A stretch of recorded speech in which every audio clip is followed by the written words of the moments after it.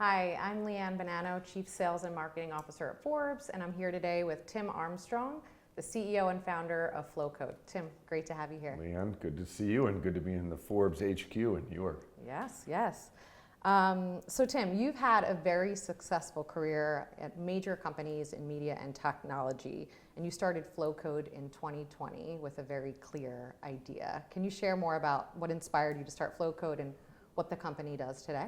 Yeah, after spending 25 years in Silicon Valley and in New York, one of the things that really stood out to me was that 81% of the economy is in the real world, and there's not a lot of software in the real world yet. And the second thing is that consumers love their phones, and 98% of the consumers in the United States have smartphones. And your phone can be like a lightsaber for the real economy, making decisions and getting information. And there's so much energy in Silicon Valley and AI and those things, and we're huge fans of that also. But really what we want to do is get people off of infinite scroll. I always say infinite scroll is a black hole. And to use your phone as more of a tool to help you in your life. And the most important part of life is still on the surface of the earth. So as we sit here today, we are quickly approaching the end of 2025, which means we are in the thick of budget season. You talk to a lot of CMOs and marketers who are under a lot of pressure to deliver growth, ROI, especially as budgets are declining, flat, or tightening. Yeah. So can you share what you're seeing as the biggest challenges for marketers today that you think will carry into next year? Sure, I've seen about 70 CEOs and CMOs in the last 4 months, and I think what you just said is exactly what's happening. Is marketing people are expected to do more with less and actually get more sophisticated, keep up with AI. And so I think there's kind of 3 main areas that we, at least in our business, when we talk to people, that we hear about. One is, people have the usual Fortune 500 company has about 14 major touch points. About 5 of them are digital, and 9 or 10 are analog. They're not capturing their data from those channels that are non-digital, and some of those channels are really big. We have the NBA as an investor in Flowcode, and I think Adam Silver was one of the first people to see Flowcode and say, hey, look, we have NBA.com, which has a huge amount of visitors, and we have data and CRM capture and commerce, but their offline business outside of NBA.com is one of the largest engagement platforms in the world. Like, we just got done doing a program with them at Abu Dhabi for the NBA and in China, and we really are psyched. The season just kicked off in the United States, but we've been helping them with the NBA ID use all of their owned and operated channels in the real world and on TV to collect consumer data and information, but more importantly, just stay connected with the fans. And I always say our business does one thing. We instantly connect fans to brands in the real world, and that's one thing we've heard from partners. The second thing is AI is really hurting people's traffic, and I think in the traffic realm, most of our partners' traffic is down 5 to 40% based on the search changes. And the last piece is just really making sure you own your data for the world of AI. And I think that a lot of companies are not maximizing their direct connections with people. And if you think about 2026, it's going to be really important to change your marketing funnels to meet AI, and one of the best ways you can do that is in the touch point element, and that's what we've been hearing from partners and spending time with them on. Yeah. I want to stay here for a minute. In terms of AI, I feel like, again, we're hearing that so much with traffic declines, and a lot of, obviously, publishers are facing these challenges with brands overall. Can you talk about how you're working with marketers to address this, and what the solutions you guys can help bring to the table with that? Yeah, I think the core changes in traffic with AI have been that, and I grew up at Google, Google and other search engines like Bing, they were question engines where users would go and ask a question and navigate around. I think AI is an answer engine, which really limits the surface area for true answers, and humans are looking for one answer. So I think one of the things we've been spending time with people on is, in an AI-driven world, it's going to be like search, where you may not be able to control all your traffic, but the one thing you have to be able to control is your customer relationships. And I think direct-to-consumer kind of took off 10 years ago, and people thought about it from skincare lines or buying merchandise. But really, direct-to-consumer has to be where you have your subscriber base to your product and your real fan base, and you have to actually build a channel with them directly. You're going to get traffic from search, you're going to get or from AI, but really what you want to do is have a relationship. And I tell this story. I went to a major newspaper business, asked me to come in and speak at their board. And one of the things I said to them is like, I've been paying you for 30 years. So I've been a subscriber directly to you for 30 years. In that 30-year time period, not once have you asked me for anything or done anything directly for me. So you think of me as a subscriber, where I think of you as a direct relationship. And I think a lot of brands in the world don't realize that humans that are connected to your brand, they may have a more direct-to-consumer mentality. And I think in the world of AI, it's really important to unlock those relationships. So one of the things I say to CMOs all the time is, who's your relationship manager on your team? Right. You know, and they say, what are you talking about? I said, well, I bet you're spending 80% of your time talking about AI. Who's the relationship manager? And you know, do you know your customers really well? So that's an important aspect. Creating a new role and title. Yeah. Well, at Forbes, you know, Yes. we do a lot of events, so we're, Yes. again, super intrigued by your business and big fans. You know, the stat that I hear from Flowcode is that 81% of commerce happens in the real world, which I think you just mentioned. And if brands can really win if they do it right. Can you share example of some, I know you do a lot in sports that you mentioned, but other partnerships that you've seen success with brands really embracing the real world? Yeah, I'll go back to the NBA really quickly, which is we just installed Flowcodes on all the seats of the Milwaukee Bucks. And so that relationship mentality is the Milwaukee Bucks, the fact that you paid to go to the game, paid for your seat, probably buying merch and those things in general. Milwaukee Bucks have really thought about a one-to-one relationship with their fans, and they have Flowcodes on the seat backs and on their seat arms. And so consumers are connecting with the Milwaukee Bucks at the game, which they'd normally probably be on, you know, one of the internet platforms blasting content out. Instead, they're in that really the hive of the Milwaukee Bucks and getting deeper. And I think you and I talked about this before the interview, but I had the same experience at the Forbes CMO Summit in Aspen, which is I really think you treat that group of people like a connected membership.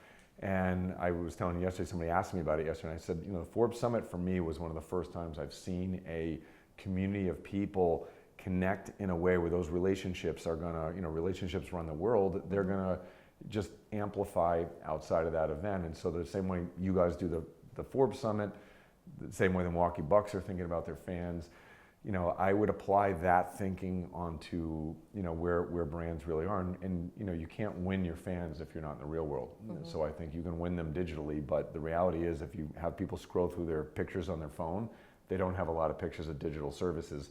They have a lot of pictures of meaningful things in their lives which happen in the real world. Yeah.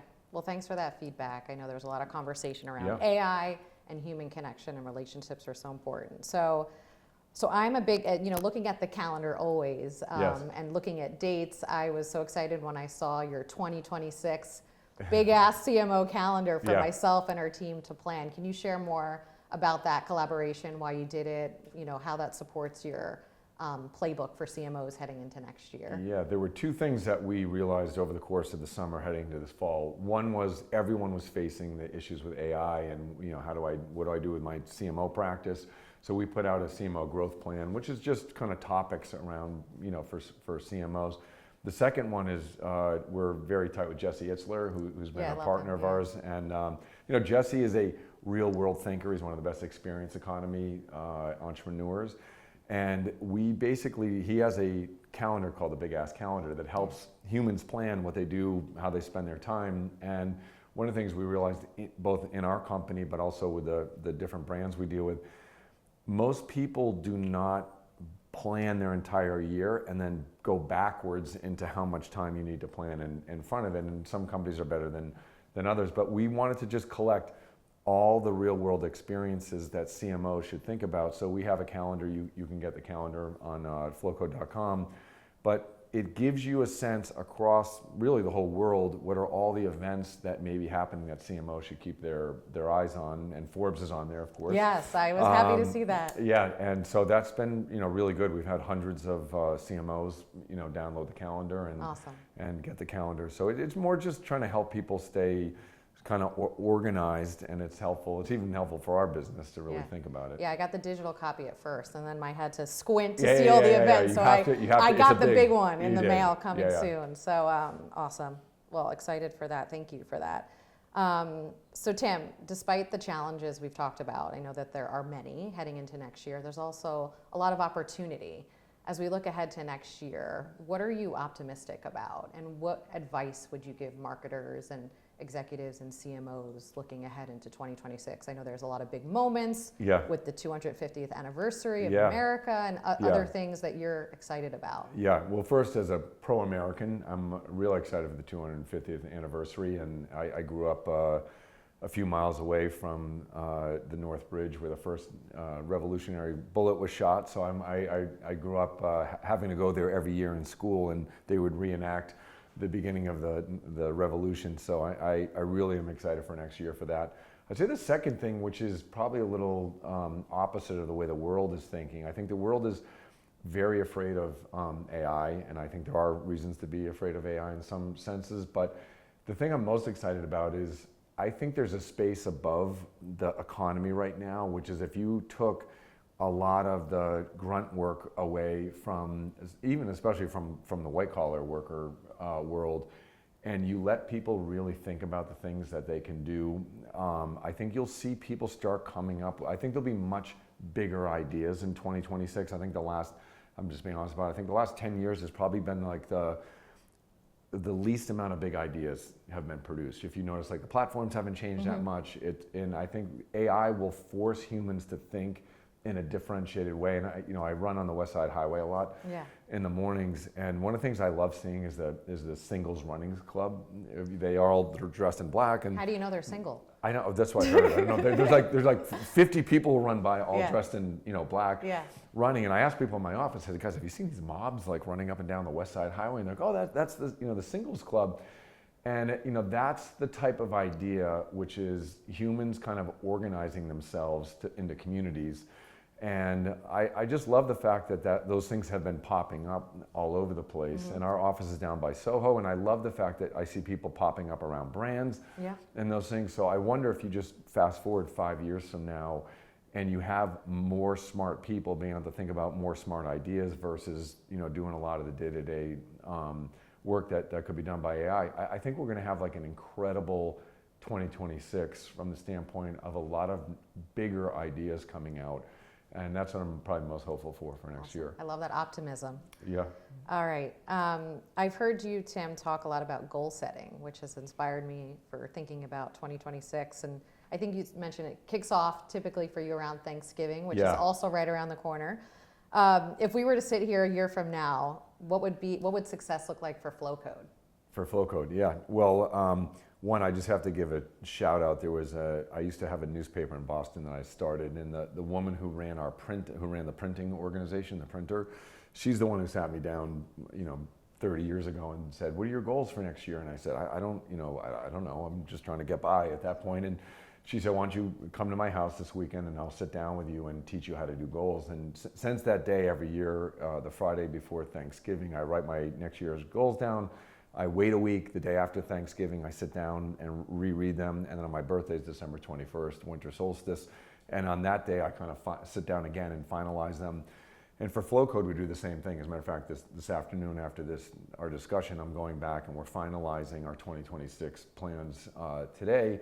And for Flowcode, I really hope that the experience economy is hard because you have to get physical. And I think that a lot of our team and a lot of people we know are all digital, people. But really, if you're going to be a great experience company, you have to have real physical things in the real world. And I think one of the things we're doing next year is really starting to think about, for some of our partners, Milwaukee Bucks and the NBA or the NFL or some of our different partners, is like what physical things can we bring to their experiences that kick the fan? I always say we're fan to brand. What do we do for fans on the experience side? We're very good at digital, very good at data, very good at those things. But I really want to start thinking about how we're better at IRL for partners. And that's going to be a real new muscle we need to get really good at. Awesome. Well, Tim, thanks so much for being here. Thanks for having me here. It's great to be here too. The history here is amazing. Yeah, thank you. Awesome.